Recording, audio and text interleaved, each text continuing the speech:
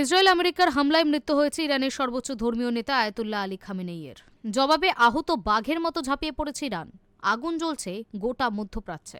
এই পরিস্থিতিতে আমির শাহী শেখের পর নেতানিয়াহুকে ফোন মোদির, দ্রুত যুদ্ধ থামানোর আর্জি।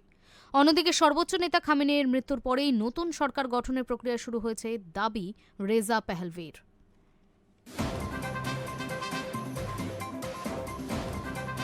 ইসরায়েল আমেরিকার হামলায় মৃত্যু হয়েছে ইরানের সর্বোচ্চ ধর্মীয় নেতা আয়াতুল্লাহ আলী খামেনেইয়ের। পাল্টা হামলা চালাচ্ছে তেহরান। মধ্যপ্রাচ্যের যুদ্ধ পরিস্থিতি নিয়ে রবিবার রাতেই মন্ত্রিসভার নিরাপত্তা পরিষদের জরুরি বৈঠক করেন প্রধানমন্ত্রী নরেন্দ্র মোদী। সূত্রের খবর, এই বৈঠকে ইরান, ইসরায়েল সহ মধ্যপ্রাচ্যের একাধিক দেশে আটকে পড়া ভারতীয়দের দেশে ফেরানো, যুদ্ধে ভারতের কূটনৈতিক অবস্থান ইত্যাদি একাধিক বিষয় আলোচনা হয়। বৈঠক শেষেই প্রথমে আমির শাহের প্রেসিডেন্ট শেখ মোহাম্মদ বিন জায়েদ আল নাহিয়ানের সাথে কথা বলেন ও পরে ইসরায়েলের প্রধানমন্ত্রী বেঞ্জামিন নেতানিয়াহুকে ফোন করেন প্রধানমন্ত্রী নরেন্দ্র মোদী। আমির শাহীতে হামলার ঘটনার নিন্দা জানানোর পাশাপাশি নেতানিয়াহুর কাছে দ্রুত যুদ্ধ বন্ধ করার আবেদন জানান তিনি। ইরানের হামলায় ক্ষতবিক্ষত সেই দেশ তাদের ওপর হামলার ঘটনার নিন্দা জানিয়ে পাশে থাকার আশ্বাস দেন এবং সেখানে বসবাসকারী ভারতীয়দের নিরাপত্তা নিশ্চিত করার জন্য প্রেসিডেন্টকে ধন্যবাদ জানান। এরপর ফোন করেন ইসরায়েলের প্রধানমন্ত্রী নেতানিয়াহুকে।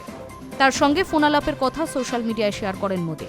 লেখেন, প্রধানমন্ত্রী বেঞ্জামিন নেতানিয়াহুর সঙ্গে ফোনে কথা হয়েছে এবং বর্তমান আঞ্চলিক পরিস্থিতি নিয়ে বিস্তারিত আলোচনা হয়েছে। সাম্প্রতিক পরিস্থিতি নিয়ে ভারতের উদ্বেগের কথা জানিয়ে এবং সাধারণ নাগরিকদের নিরাপত্তাকে অগ্রাধিকার দেওয়ার কথা বলেছে।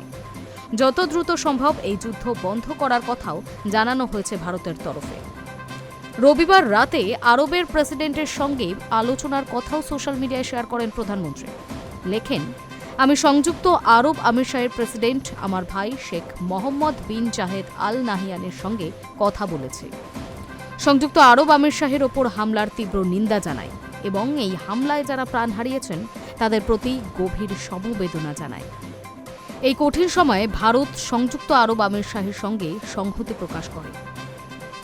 মার্কিন প্রেসিডেন্ট ডোনাল্ড ট্রাম্পের দাবি, এই হামলায় শুধু খামেনেই নয়, যৌথ বাহিনীর হামলায় ইরানের শীর্ষ নেতৃত্বের 48 জনের মৃত্যু হয়েছে।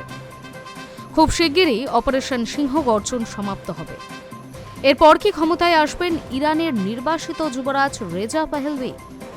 ফক্স নিউজে দেওয়া এক সাক্ষাৎকারে তেমনটাই দাবি করেছেন তিনি। ঠিক কি বলেছেন? রেজা জানিয়েছেন, সর্বোচ্চ নেতা খামেনেইয়ের মৃত্যুর পরেই একটি নতুন সরকার গঠনের প্রচেষ্টা শুরু হয়েছে আর সেই কাজে নতুন ইরানকে নেতৃত্ব দিচ্ছেন তিনি। রেজার বক্তব্য, লক্ষ লক্ষ ইরানি জনগণ এবং সামরিক বাহিনীর সদস্যদের একাংশ খামেনেই বিরোধী আন্দোলনের পক্ষে ছিল। দীর্ঘদিন ধরেই একটি রূপান্তরের পরিকল্পনা কার্যকর ছিল। তিনি যোগ করেন, নতুন সরকার গঠন প্রক্রিয়ার লক্ষ্য হবে গণতন্ত্র প্রতিষ্ঠা, যাতে করে ইরানিরা তাদের সুন্দর ভবিষ্যৎ ব্যবস্থা বেছে নিতে পারেন। নতুন ইরানের প্রথম 100 দিন অত্যন্ত গুরুত্বপূর্ণ।